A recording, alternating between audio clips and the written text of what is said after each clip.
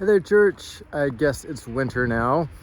I look forward to another stretch of months loving God, sharing relationships, serving others from the heart of Christ alongside you.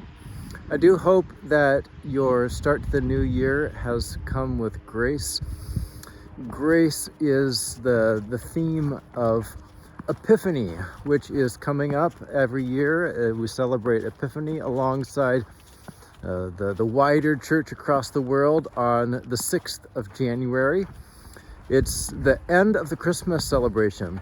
And the Christmas celebration concludes with this wonderful story of the Magi coming to Jesus, who was probably at that point something like 2 years old. If they saw his star at its rising when Jesus was born, by the time the Magi traveled from Persia, where they lived, all the way to Bethlehem, it would have taken about 2 years. And Epiphany is, in the way we use it, often something like a realization. I had an epiphany. Well, that is something of how it's used in the Gospels, but more in the Gospel of Matthew, it's about manifestation.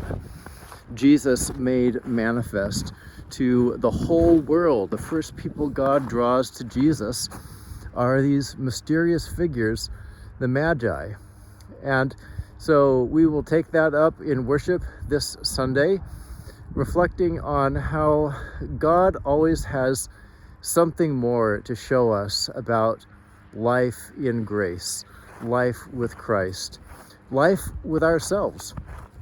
And so that is some of my hope for CPC, that this year God will show us more of the life that God intends for us in how we live into our vision, loving God, sharing relationships, serving others from the heart of Christ, but how we can be more open to our community, how we can be more eager to have different kinds of connections with God and each other, how we can be about more pathways for folks to come into the church, but even more important, more pathways for us to go out of what we normally think of as church life and be present with our neighbors, more open to the concerns of the world around us.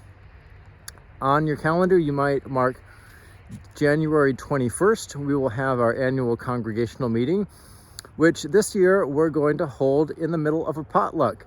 So all of you who have a wonderful, warming soup recipe that you would share with others, you can sign up for that on this e-update, or when you come into the building sometime. We'll share soup and enjoy one another's company, and we'll reflect on what life has been like for CPC in 2023, giving thanks to God for that, and look to what God may be leading us into for 2024. Across 2024, we plan to continue to hold the contemplative Eucharist service. Again, Eucharist is another word for communion that is part of how the wider ecumenical church refers to the Lord's Supper. And if you haven't been to the contemplative Eucharist service, I encourage you to come this Tuesday, 7 p.m. It's an opportunity to grow in receiving stillness and silence, not only as God's gift, but as a way to be open to God, which is the real gift of it. Many of us in the new year feel like we'd like to find ways to allow our bodies to dial down, to allow our hearts to be open to more peace. And the contemplative Eucharist service helps us to come into practices that enable us by grace to do just that. So this Tuesday at 7 p.m., our next contemplative Eucharist service, January 9th. I look forward to another year with you, church, loving God, sharing relationships, serving others from the heart of Christ.